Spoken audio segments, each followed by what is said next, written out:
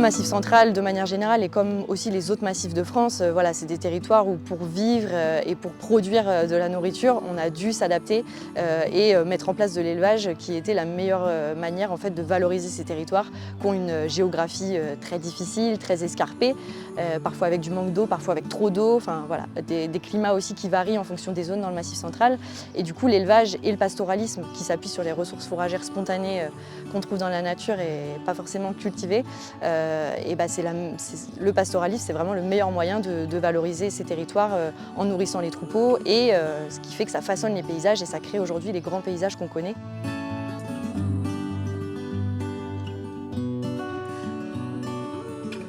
Alors, un groupement pastoral, c'est un regroupement de plusieurs éleveurs qui partent sur une surface qui est gérée en commun. Notre troupeau monte 3 mois en estive dans un groupement pastoral pour lequel je suis présidente. Et ça permet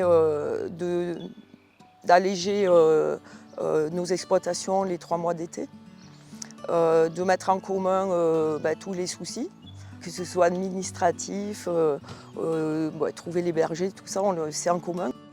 Ça répond également à plusieurs besoins qui vont être de pâturer un ensemble de surfaces à plusieurs, dont parfois l'éleveur n'a pas la taille de troupeau suffisante pour pâturer ces surfaces-là. Ça permet également de mutualiser les moyens financiers, mutualiser de l'embauche d'un salarié ou d'une salariée, mutualiser les techniques et les savoir-faire. Ça permet d'avoir une structure identifiée comme interlocuteur auprès des différents acteurs, des différents propriétaires et non pas plusieurs agriculteurs et agricultrices. Et ça permet de mobiliser des outils financiers. Et ça, c'est variable selon les régions, mais globalement, avoir un groupement pastoral, ça permet d'avoir des subventions pour le gardiennage, pour les investissements pastoraux. L'initiative de créer un groupement pastoral, elle vient en premier lieu des éleveurs et des éleveuses qui sont en second temps accompagnés par les services pastoraux. Il faut qu'une partie au moins des terres du groupement pastoral soit située en zone montagne, donc en référence à la loi montagne, ou dans une zone qui est identifiée comme à vocation pastorale. Ensuite, dans un second temps, on va faire une étude sur les différentes surfaces qui sont disponibles.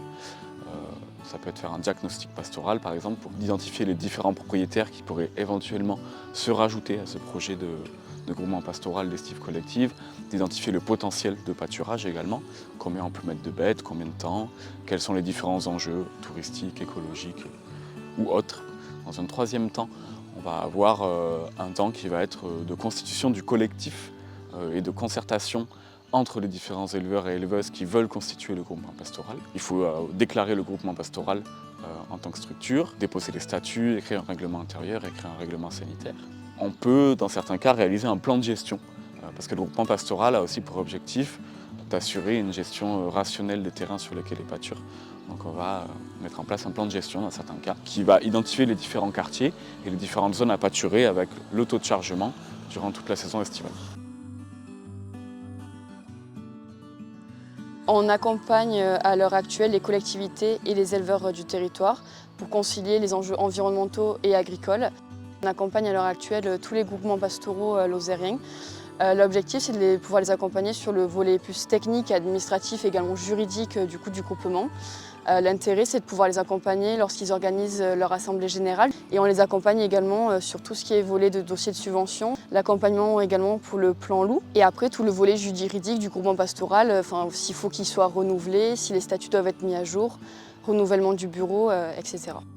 On accompagne des éleveurs qui veulent former des collectifs sur le territoire, donc soit sous la forme de groupements pastoraux, de collectifs pastoraux. Ça représente environ 35 GP. Sur l'Auvergne, dans le cadre de nos missions, ça va être tout ce qui est accompagnement des structures collectives pour la mise en place de projets d'aménagement, dans le cadre par exemple de plans pastoraux territoriaux.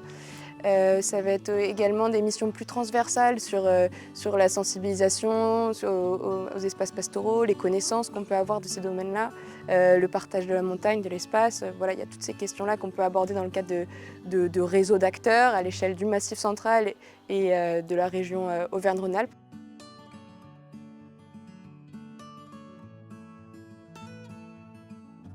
On a vu évoluer aussi le métier de berger. Jusqu'à il y a 10 ans, il y avait un berger qui est resté pendant 25 ans, qui a créé ce GP, qui était une personne aussi qui gardait dans les vallées cévenoles. Ce GP a la particularité d'être un peu sec, vallonné et peut-être un peu plus compliqué que sur le Mont Lozère, par exemple. Depuis qu'il a pris sa retraite, on a embauché des bergers et c'est vrai que ça tourne constamment parce que les gens n'arrivent pas vraiment à se stabiliser à cet endroit-là. Puis c'est vrai que c'est peut-être un peu plus compliqué pour eux. Chaque année, il faut renouveler les annonces pour trouver des bergers. Les difficultés que rencontrent les bergers aujourd'hui, il y a tout ce qui va être lié au cadre de travail, aux conditions de travail, parce que c'est quand même un métier particulier et le mode de vie, le personnel peut être très imbriqué avec le professionnel. Par exemple, le logement. Les conditions de logement, c'est quelque chose qui vont impacter directement derrière le travail des bergers. Après, il y a aussi le cadre du travail en termes d'horaire. Il y a un dernier aspect qui est vraiment important, ça va être le renouvellement des contrats. Le métier de berger, il est saisonnier et donc on va être souvent amené à devoir trouver un nouvel employeur. C'est des choses pour lesquelles c'est important d'avoir un cadre clair. Également un travail que nous on a mené sur le recensement des cabanes pastorales à l'échelle du territoire auvergnat pour avoir une meilleure idée des conditions du coup de logement des bergers, d'avoir donc à la fois l'état des cabanes, leur accessibilité, avoir le ressenti des bergers qui y vivent et derrière pouvoir envisager avec les groupements pastoraux par exemple des aménagements. Ce territoire a, depuis des millénaires et depuis l'installation des premiers hommes au néolithique, ce territoire a été façonné par la dent des animaux qui ont pâturé depuis toujours ici et le travail des hommes et notamment des éleveurs sur ce territoire.